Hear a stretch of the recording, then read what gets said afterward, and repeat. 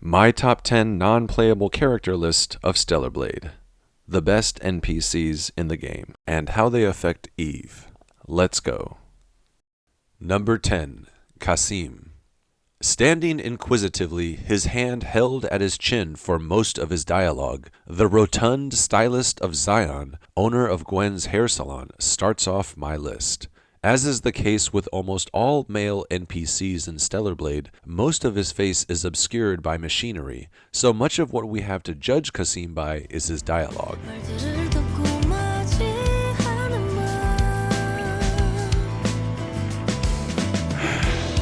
How dull.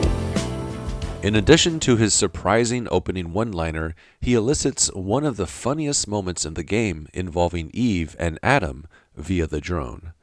After Kasim's explanation of his dull comment, and letting Eve know he could style her hair, she is sent on a fetch quest to recover the tools he would need to begin styling hair again. And upon doing so, Eve returns to Kasim and gets her hair styled for the first time. After, she unassumedly asks Adam what he thinks of her new look. Eve, oblivious to how attractive she is by traditional human standards, a certified 10, has just got her hair done to essentially make her look even more beautiful, asks Adam, a human, who is aware of human customs of flirting, dating, and romance, what he thinks of her hair. At opposite ends of understanding human courting traditions of a woman getting done up and having an effect on the male eye are Eve and Adam. Eve has no concept of the procedural steps and nuances of such steps involved with courting another, but Adam does. Although Adam has a brilliant mind, one of the smartest humans on Earth no doubt, responsible for the creation of Mothersphere, and very handsome himself from an objective point of view, strong jawline, good head of hair, handsome facial features. When it comes to his ability to compliment Eve on her hair, basically the game he has, or at least what would be considered an overall ability to talk to girls, he is lost. And we hear this reaction inside Kasim's salon. I think I feel more confident. Adam, what do you think? I don't know. Don't ask me. In addition to being responsible for this moment, Kasim has an overall optimistic nature that makes him a pleasant individual to be around. After the attack on Zion, he tells Eve not to worry because they will be able to rebuild the city after Raven's assault. Kasim tells Eve she is the reason the city survived, and that the group of Zionites are survivors who will bounce back. Finally, Kasim, like all other NPCs of the game, have been designed with the sole purpose of being able to offer something to Eve. Even the antagonists, Raven and arguably Adam, all give added value to Eve and in one way or another help her develop one or multiple aspects of humanity. They all essentially contribute to Eve's growth as a human being. Before bumping into Kasim, Eve had no understanding of hair and its significance in human culture. For Mothersphere to be able to function, she must serve the future of humanity. I serve the future of mankind, though whether that future would embrace me, I cannot say. This ensures that any species that holds the title of humankind must take on human traits, customs, attributes, what have you. There is no functional purpose of hair for the Androidos humans. However, due to Mothersphere's parameters of needing to serve humanity, paired with the lie she has her Androidos humans believe that they were and always have been the original human beings of Earth, her new humans must maintain human characteristics, hair being one such physical trait of human beings. Game director Kim Hyung-tae jokingly said in an interview that if it weren't for Eve's hair, the development time of Stellar Blade would have been reduced by a year. Getting her hair to move and look just right simply took the devs so long to create. Since Stellar Blade's release, Eve has now become a gaming icon in her own right. Her and her nanosuits are cosplayed, seen in fan art, and she has even had an Astrobot character designed in her image. Her iconic status within gaming will only grow as time progresses, and one of her defining features is her unique hair. And as we dive back into the in-game lore-based understanding of Stellar Blade's story, more specifically Eve's hair, Kasim is the one responsible for unlocking her understanding of hair within human society, how it can boost self-confidence and attract and have an effect on others. And through Kasim, we get to partake in the customization to Eve's hairstyles. Eve's many looks, the combination of unique hair paired with various nanosuits, provide Eve a plethora of iconic looks in Stellar Blade. Number 9. Orisa.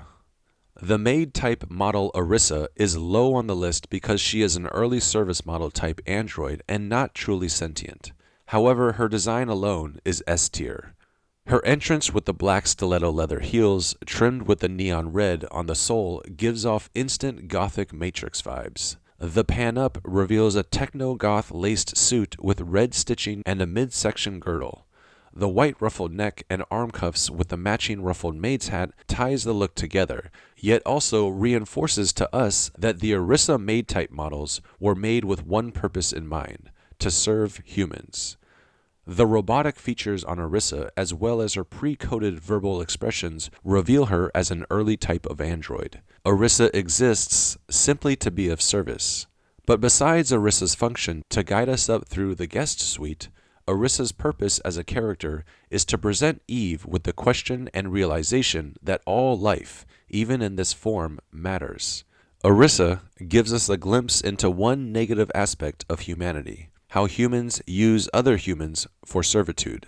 This has remained as something we have done and continue to do all throughout our history, and whether we do it through force and imposement, such as the capture and slavery of indigenous cultures all throughout Earth across all of modern human time, or if we justify using humans for our service of pleasure through payment, the dynamic created through such interactions devalues the lives of those who serve others.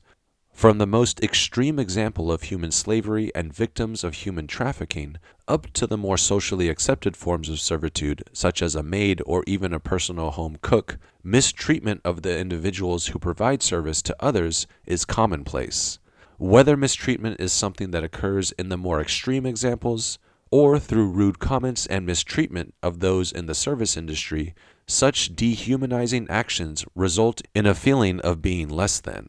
Orisa's purpose with regards to how she impacts Eve can be understood by looking at her role through this lens. Have you ever been rude to a waiter, looked upon maids as less because they clean for those of higher status? Eve's interaction with Orisa upon her death is to remind us that this is not a humane way of thinking. Although Orisa is not truly sentient, she represents those who provide service to others, those who are considered lower. While underneath the rubble, Eve hears Orisa state what she is programmed to say. Orisa knows she will be terminated, and still states out her programming, the welfare of her master. But what Eve takes away is that no entity is below her. When Orisa tells Eve it was an honor to serve her, Eve reciprocates this sentiment and tells Orisa the honor has been hers. This is just one piece of Eve's larger understanding of the importance of all life, even those that would be considered less than. Number 8. Sue. Even though Sue and Enya are a couple who have an intertwined story, they are separate for this ranking because they are quite different individually. Sue is simply a protector. Our first interaction with him is a response of Eve trying to interact with Enya. Sue thinks Eve is potentially harmful to Enya, so he pops out from the back of the last gulp and tells her to halt. Halt. This is a restricted area. I haven't seen you around Zion before. Identify yourself. He's pretty morose and defeated, but at Eve's mention of having engineering support, he perks up at what this could mean for Enya. Her well-being and getting her back to a functioning state is what drives him from his sullen state to someone more hopeful. And once he sees Lily work her magic at Adam's safe house, the result of her coming back to him, he is elated. He has regained who he loves, but only partially. Sue is very nostalgic. When Eve meets him, he recalls a time in which the last gulp thrived, during the 10-year period of Zion's heyday. He wants to return the rest of Enya to that state. What comes about is his drive to help find Enya legs, and then eventually to help her remember who she is, demonstrates to Eve what love is in a romantic way. Sue and Enya are the only two that Eve interacts with multiple times who have a romantic relationship. There is one other side character in Zion who has a small story involving his wife, but Sue and Enya take the forefront as the most romantically involved individuals of Zion. If we remember that Adam's logic of bringing Eve to Zion was to allow her to have human interactions in hopes of building her capacity to care for others, to build her own humanity, then it's easy to see Sue and Enya as a couple that serve Eve by showing her what romantic love can be. What would a romantic partner do for the other? In Sue's case, anything. And as we see his chain of side quests play out, we see what he goes through in order to continue to restore his Enya. Sue possesses the male ego. A male's default is to fix things and to be a provider. He falls victim to his natural male tendencies and views himself as less because he was not able to initially fix Enya. Lily was. As a result, he goes out to find her new legs. Luckily, Eve finds him and tells him to stop talking like that, presumably to get over his male ego, and they return to Zion. Well, I wasn't able to do anything for Enya. If it wasn't for you, I would... Stop talking like that! Let's go back. Right now. Enya needs you. Upon returning to the last gulp, Sue is confronted by Enya. Sue confirms his male ego by stating the sentiment of feeling useless and just wanting to help. Enya slaps him and expresses to him what it would mean to lose him. So... Sue. I'm sorry. You thought I wanted to walk? Well... Of course I do. But... well... Walking is meaningless if it means losing you. Enya, I'm sorry. Sue understands this, and the next time we see Sue, he stands with Enya outside of the tetrapod. Here we see a developed Sue. With his male ego put in check by Eve and Enya, he's now able to ask others for assistance. He has developed as a character.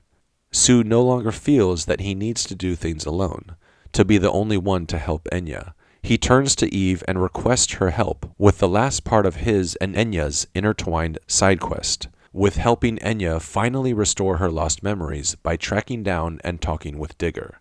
And just prior to Eve's final confrontation with Raven and Adam, Sue stands at Zion's entrance and tells Eve that the Sentinels will protect Zion, so that she can focus on her fight. Sue and Eve have each given each other something in terms of what they can depend on. Hopefully, Sue will return and have a role to play in future content, perhaps as Eve's lieutenant or second in command. Number 7. Digger. Swaying with the same jiggle physics as Eve's assets is the little drone. Digger already knows Adam and gives us a little more insight into Eve and her airborne squadron as he clarifies to her that Eve is the designation typically given to the entire group of angels that descends, not an individual.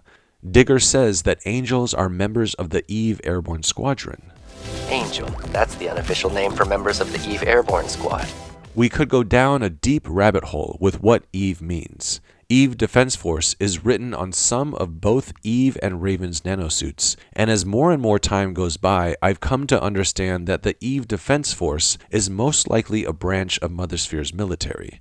Digger's statement to Eve gives her pause, and she reaffirms that she is Eve, not the assault squad sent to Earth. I'm Eve. I think a lot of us still wonder what the acronym Eve stands for, if it's an acronym at all, or simply a predicted name given by Mother Sphere, as she knew the angel carrying that name would interact with Adam to bring about the Eve protocol, tying back to its Christian Adam and Eve influence. or why Raven has the name Raven and not Eve. There are so many questions related to the name Eve that it would have been nice to see it further explored. However, this leaves room for it to be done in sequels, so I'll just leave it at that. Either way, it's quite an interesting comment to hear Digger use the name Eve in that way. Digger's motivations involve his fantabulous hypothesis and trying to understand why consciousness forms, specifically his own, resulting in his uniqueness as a drone. Prior to executing the hypothesis, through Eve's dialogue with the little drone, we hear how both she and Digger learn. This discussion comes about through Digger asking Eve if she remembers how her ego was formed. Eve responds by describing her learning process, something that ended with her realizing that she is her unique self. Eve describes it as sending and receiving information, presumably while connected to the network in a way that might resemble what Neo does when he learns Kung Fu sitting on the Nebuchadnezzar. We see a version of this when Lily reveals Iberus in her Eidos 9 hideout. Sitting in this pod, the Andro Eidos human must be able to undergo physical treatments and possibly go through simulations to essentially learn. This could be the process that Eve details when talking with Digger. Similar pods could exist in the colony for Andro Eidos humans to learn in. Eve may have learned combat, information about who she is, etc., in a pod such as this one in the colony, then went into physical training simulations after learning a specific combat ability. This is what we see in the Stellar Blade prequel comic with the fight between Taki and Eve. Next, Digger responds and says that his learning process was a result of the limit on his quantum brain being removed and him being able to undergo around 27 million seconds of consecutive learning. That amount of seconds translates to about 10 months of time. So what Digger is saying is that he took this time to learn to be an individual. He did this in isolation, but we don't know exactly when. Digger's purpose to Eve is to show that his consciousness formed in a way that was the exact opposite as hers.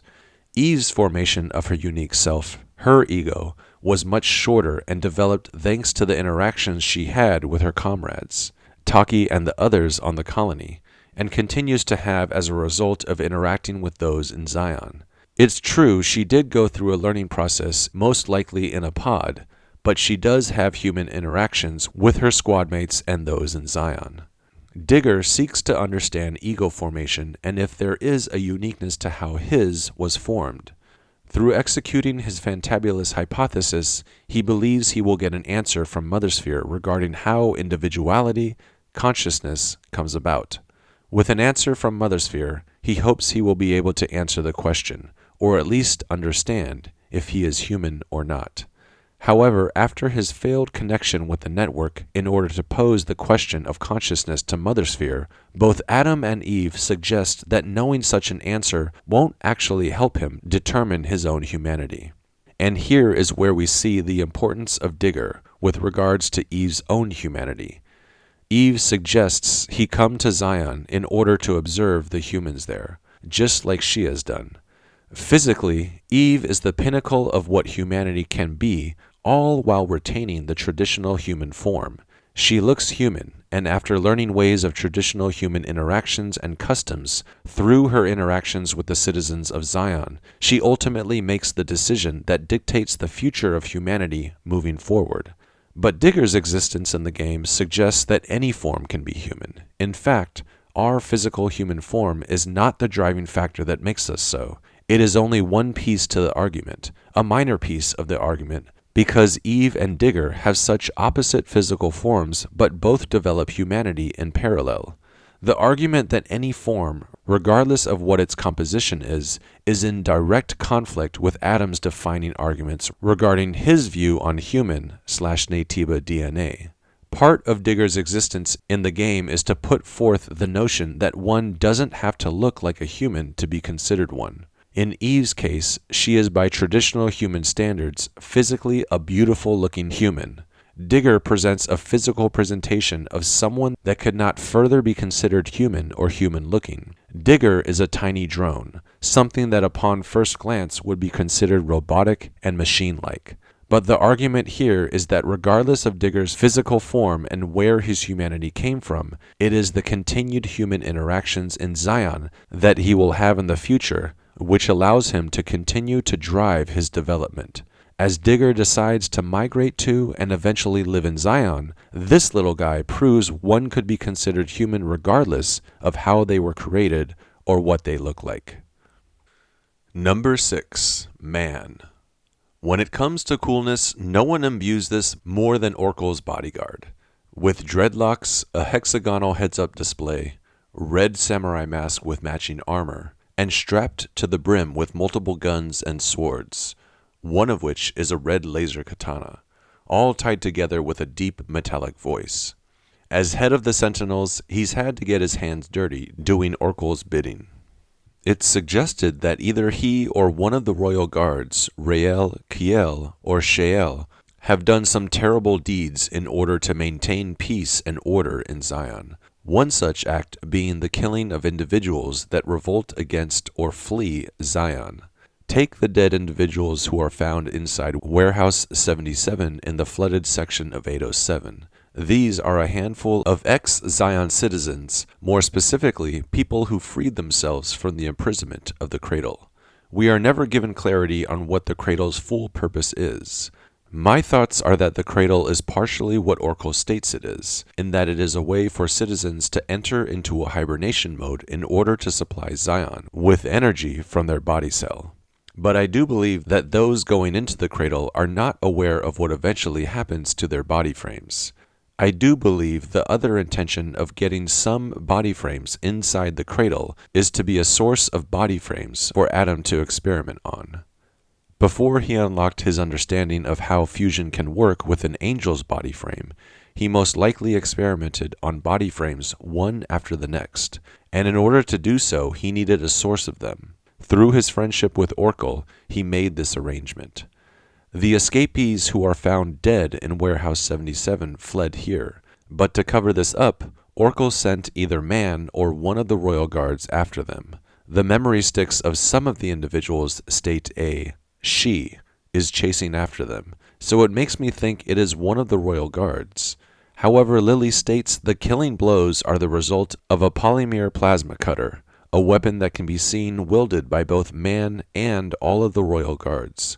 Perhaps Man or one of the royal guards worked in tandem, but through this example as evidence, we can conclude they've all done some shady business. It's therefore hard to empathize with Man for this reason. However, in his end, he does exhibit the redeeming quality of loyalty to Orko and by extension, Zion. Man dies to protect them both. Like David moving against Goliath or Cap pushing forward against Thanos and his army, Man does so similarly against an overpowered opponent in the unidentified Naytiba, Raven. And in his dying moments, he uses his last breath to demand Eve go to Orko, showing the angel the importance of fighting against enormous odds in battle for a selfless cause, the greater good of others. Also, at one point, it looks like Eve was going to take on Man in a boss fight. In a behind-the-scenes clip of the Shift Up developers working on Stellar Blade that was released on some of PlayStation's official Asia YouTube channels before the game's release, there was a screenshot of what looked like a health bar above Man's character. You can make out that it says Man and something else.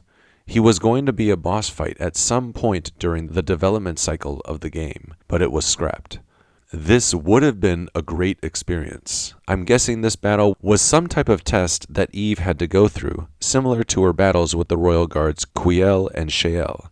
Again, too bad it was scrapped, as now that Man is dead, we'll most likely never get to see such a battle between the leader of the Sentinels and Eve occur.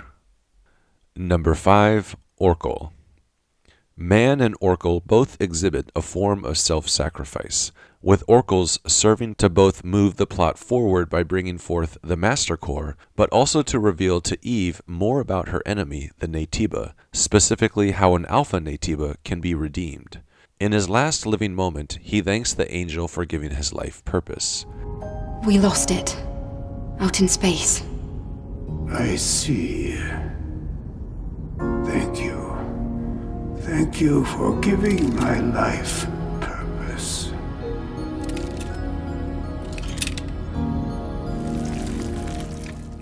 Up until that time, the Prophet of Zion had become stagnant on his development as a character. Orko's life started as an Andro-Eidos human, living on Earth during the time prior to the Final War. After Adam plucked him from Earth during the Final War and experimented on his body frame, Adam failed at his attempt of fusion and turned him into the first Alpha Naytiba. As one, he slaughtered countless Andro-Eidos humans that fought against the Naytiba outbreak of the Final War.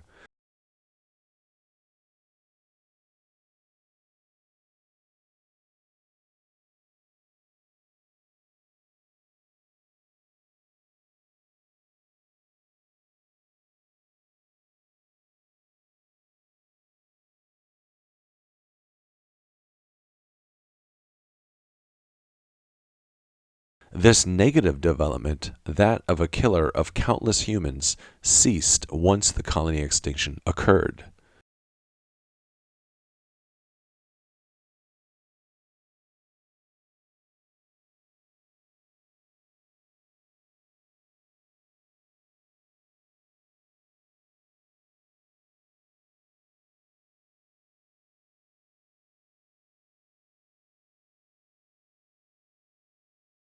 Orko explains to Eve that once a surviving group of Andro-Eidos humans found him and pulled him from the rubble caused by the colony extinction, he lost all will to continue fighting them because of the humanity they showed him.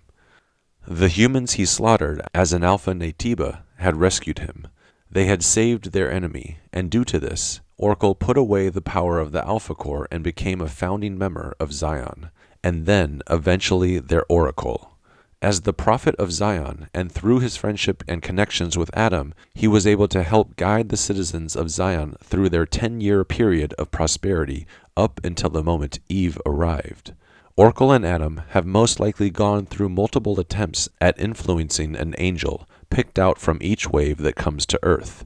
If Raven is from Wave 2, and Adam failed with and rejected fusing with her, there must have been other angels from Waves 3 through 6 that Adam attempted to fuse with. After proving their physical abilities in the same way Eve did when she defeated Gigas, Adam might have brought a previous angel of Wave 3 to 6 to Zion, introduced her to Orko, and sent her on the same fetch quest to find 4 Alpha Cores. Orko seems to want Eve to uncover the truth, but he knows he cannot tell her. He must do Adam's bidding, but there are hints that Orko is trying to push Eve to look beyond what she is being guided through. Orko tells Eve once it is better to hear the truth from the Elder. When you return, I will tell you the rest of the story. Or perhaps it would be better to hear it straight from the Elder's mouth. Orko knows Adam is the Elder Naytiba. It's as if Orko wants to help Eve beyond just sending her on missions to obtain Alpha Cores, but he is being pulled away from doing so because he knows he must remain loyal to Adam. What is most mysterious about Orko is the unknowns of what he was like as an Alpha. His ecological information teases that we will never know. And if you listen to Orko's dialogue once Eve confronts him just in front of the hypercell core, it appears that Orko did revert back to his Alpha Naytiba form in order to attempt to stop Raven. He explains to Eve, I tried to conceal my identity for as long as I possibly could, but Raven had to be stopped.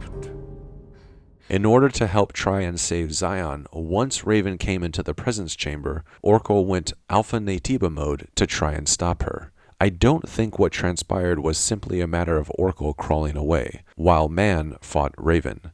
Interpreting Orko's dialogue to Eve in this way gives us insight into his character. In order to try to protect Zion and turn away Raven, Orko becomes the form that he vanquished from himself long ago. Perhaps a form that he is even ashamed of. As Orko, he was a passive man, turning away gear and components as he said he wouldn't use them. So taking on a form that is not passive, his Alpha Naytiba form, shows the lengths he went through to try and save the city he created. With this, Orko progresses his character arc in a positive direction of self-sacrifice, and it completes once he determines Eve is short 1 Alpha Core. He thanks her for giving his life purpose and rips out what Eve needs to enter the nest. He hands her the 4th Alpha Core, and they merge into the Master Core.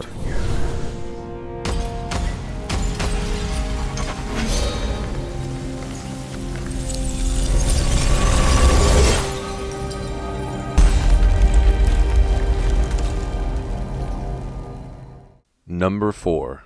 Barry.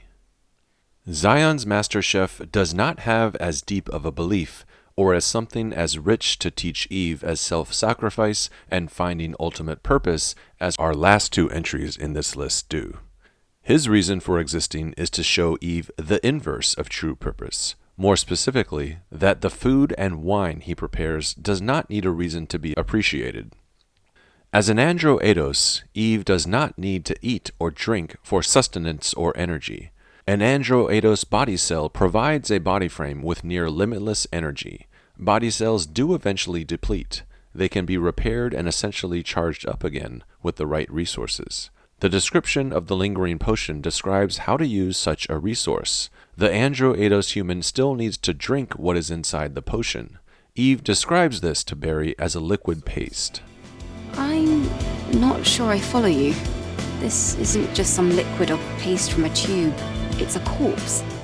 The paste sounds like it is absorbed within the body frame and converted somehow into energy. We are not given any details on how this process works, so we can only make assumptions on what happens if an andro-eidos human consumes food or other liquids, that it too would be absorbed within the andro-eidos body frame. Side note, this probably means andro-eidos humans never need to use the bathroom, as this energy source is most likely absorbed internally within the body frame. It would not need to be excreted, as there would be no waste. Score for Mothersphere if this is the case for eliminating this human tradition. No more accidents, skid marks, etc. Okay, back to Barry's cooking and wine. Food is such a defining aspect of human beings. Culture and history of different ethnic backgrounds are intertwined with food. Because Mothersphere needs to carry on and replicate traditions of the original humans to her new andro-eidos humans, food would no doubt be an avenue in which she could continue human customs. We could therefore conclude that the andro-eidos that replaced organic original humans still consumed food and beverages traditionally done so on Earth by the old humans. However, because of the new humans' body cells, food was not consumed for sustenance and energy, but simply because it was a human tradition. Not being of Earth, but created on the colony, Eve has no concept of this. This is why she is initially so appalled by Barry. She even says she thought he was just a freak at first because of what he was doing to all the dead fish. Probably one of the most hilariously delivered lines of dialogue in Stellar Blade. I'm surprised. All this time I thought you were just a freak. I must have some life in me after all, if I managed to surprise an angel. See you later, Barry. Their other interactions are also quite fun, as they show the unique back and forth of Barry not only explaining food and wine, but also that everyone does not need to have a reason to do what they do. Sorry, I mean, are you actually cooking? For what reason? Reason? Everything doesn't have to have a reason, you know. You had no reason to help me, but you did it anyway. Yes, you're right.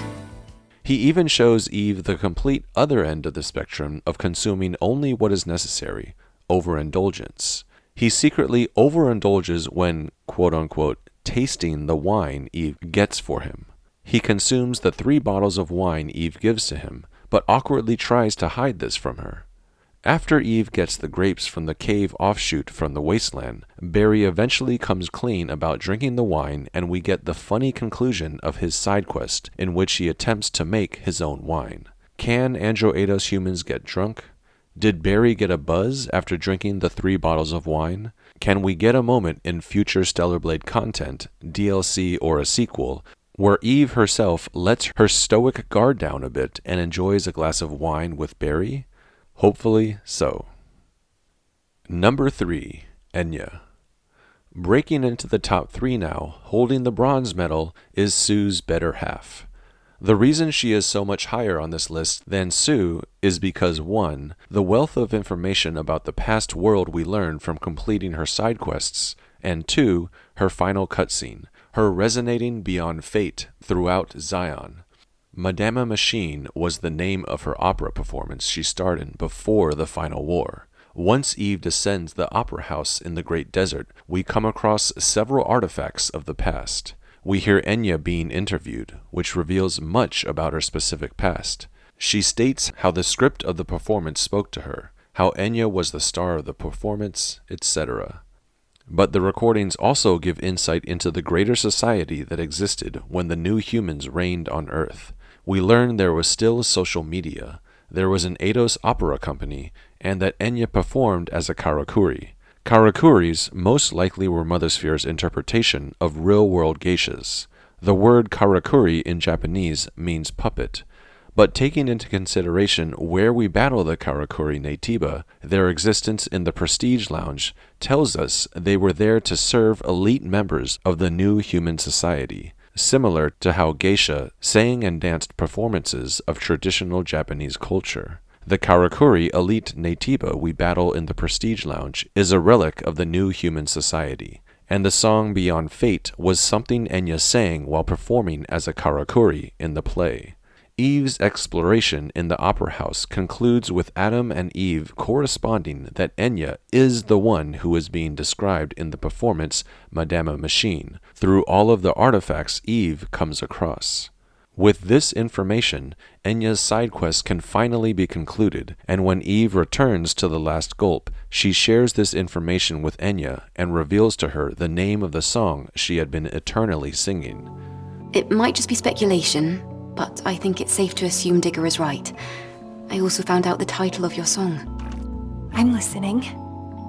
You used to be an artist, in a broader collection of artists. But this was the most important clue. You were featured in a piece titled Madama Machine. The song you sang in it closely resembles the song you sing now. The song's title is Beyond Fate. Beyond Fate. Is that so? Yes, though that's only part of the whole picture. It's okay. This is enough. Are you sure about that? I still have more to share. Beyond fate. My past self could be urging me with those very same words. To try and make peace with the past I've lost and accept what I have now. Enya's request to limit the information about the past that Eve tells her is a result of her finally being able to move on. Enya demonstrates to Eve the importance of not being stuck in the past, to accept what happened, not out of knowing everything about the past, but instead looking at the present and what Enya now has. She states she now has a protector and someone who looks after her, Sue, so Enya does not feel the need to know everything else from the past, and she rhetorically asks Eve, "Isn't that all that matters?" This sentiment directly ties into Eve's development as a character and her final choice. Does she refuse Adam's hand and eventually defeat him, enter Mother Sphere's transport ship, and return to the colony, essentially the opposite of what Enya does, to directly confront her past? Or does she take Adam's hand because moving forward with what Eve has in the present with Lily and the citizens of Zion is viewed as more important, and ultimately return to Zion as their protector to make new memories? If Eve chooses the latter and accepts Adam's hand, then her actions are similar to Enya's, in that they both recognize what they have in the present, and what that could mean for them moving forward. Enya still takes the data from Eve, but the past is not something that binds her, and with that we get the conclusion of Enya's side quest. Her song that once echoed the chambers of the Eidos Opera House serenades the members of Zion. She finally moves on from the past due to her understanding and appreciation of what she has within Zion. Number 2, Kaya. Coming in at number 2 is the purple-haired co-owner of Sister's Junk. After exiting the presence chamber, Adam sends Eve to meet Kaya, the first ordinary citizen of Zion Eve meets. Kaya presents herself as an equal to Eve in that they both have an unwavering will to give to those in need. Adam and Lily jokingly make comments throughout the campaign about Eve's relentless ability to both push through to complete her missions and her unwavering ability to help others. Kaya is the same.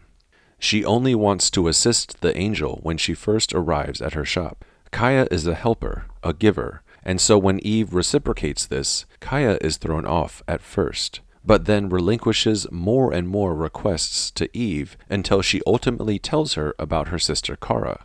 Upon returning Kara's memory stick to Kaya, she confirms to Eve that she knew her sister was likely dead, but having the knowledge of it cemented by Eve handing over her sister's memory stick, Kaya can carry on her sister's memories and wishes through running sister's junk. Part of the narrative of Stellar Blade is the shift of faith that several Andro Eidos humans go through, specifically how their faith in Mothersphere shifts to another. This occurs in Eve, Lily, Felix, Raven, and more. By the conclusion of their character arcs, each character now puts their faith in a human companion or group of companions instead of Mothersphere. Eve now believes in her sisterhood with Lily. Lily, with the help of Eve telling her after her descent to Earth in the Providence, now realizes the importance of faith in oneself, as Eve is the one to tell Lily it was not her faith in Mothersphere that saved her after defeating the Demogorgon, but her own skill as an engineer that allowed Lily to connect to the network and reach out to Mothersphere in the first place. Felix shifts his faith and puts it in Raven for revealing the truth to him through the legacy he finds in the Great Desert, and Raven finds faith in the Elder Naytiba after learning of Mothersphere's lies. Kaya's final dialogue with Eve shows her as someone who has gone through a similar process as she expresses the sentiment. We're going to get through this together. That's what Mothersphere... No, that's what my sister would want. Kaya. It's not Mothersphere's presence that will help her and the other citizens of Zion get through Raven's attack, but her belief in her sister. The memory she has of her sister Kara and what her sister would have wanted, to be thriving members, sisters of Zion and successful business owners, will be what Kaya turns to in order to keep her motivated. Kaya and Kara's sisterhood also serves as a parallel to Eve and Lily's. While Kaya's tangible sisterhood to Kara is no more, Kaya is able to demonstrate to Eve how sisterhood can be everlasting. And one last plus about Kaya is that besides the trio of Adam, Lily, and Eve, Kaya is the only other confirmed person that wears a nanosuit, as we see her wearing the Top Gun-inspired Sky Ace nanosuit, the same one that she gives Eve for completing her chain of side quests. Number 1. Clyde. And sitting atop the chart as my number 1 ranked NPC of Stellar Blade is the King of Chill, the laid-back fisherman. Clyde is a character that has already completed his character arc when Eve meets him. Clyde's come from life after the colony extinction. Clyde tells how he used to curse Mothersphere for taking everything away, but he has now arrived here at the Oasis. He has a place to fish in clear waters. He is content. He offers a piece of this to Eve. He won't even talk to her until she experiences fishing for herself. And once Eve does experience fishing, Clyde opens up to her, and we see a new dynamic of Eve and Clyde's relationship come about. Throughout his interactions with Eve, there are moments of flirtation that Eve only ever experiences with one other character, Roxanne, an NPC who Eve never reciprocates with. Roxanne's advances at Eve are dismissed and commented on by Eve with disdain, but Clyde's are not. If anything, Eve flirts back. This is up to interpretation, but her comments of jokingly cutting him down and how she views him seem to come from a place of admiration, at least in a playful and perhaps flirtatious way. He compliments the angel on being good at everything she attempts. Once Eve catches every type of fish to fill up the database, we witness one of the best interactions of the game, revolving around the fisherman's dream. While speaking about it initially, Eve doesn't know that it is the ocean-made nanosuit. Eve thinks too practically and guesses Clyde is giving her a rare fishing rod or something that is capable of using sonar technology. Once he hands Eve the fisherman's dream and she realizes it's a nanosuit, her reaction says it all. Clyde claims he's stupefied the angel. After being stunned by Clyde, she throws back a comment that is both complimentary yet coy. She claims she's surprised that he could pull a prank like this, and as Clyde relishes in his ability to unbalance the angel, Eve slings a final flirtatious remark back at Clyde about cutting him down to size. It's filled with a playful tone, and because she's made the effort to come back at him like this, and not simply detest it in protest in a similar way to what she expresses to Roxanne, it tells us she at least wants to share a fun-natured joke with him. I certainly didn't expect you, of all people, to pull a prank like this. I'm flattered you thought so highly of me. Just be glad I didn't cut you in half for this. Understand? Clyde remains in the Oasis for the rest of the game, and if you visit him right before the final assault, he will talk about returning to Zion to help them in their time of need.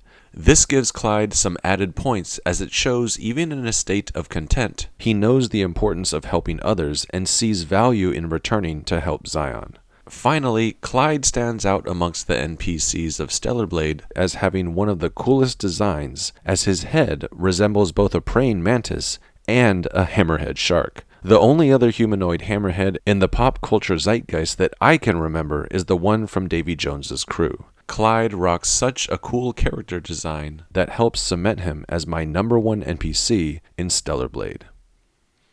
Alright guys, that's it for this one. Let me know down in the comments what you think of my top 10 NPC list of Stellar Blade. I'll be jumping down into the comments to join in on the discussion. As always, I truly appreciate your time. See you on the next one, and may your memories live on forever.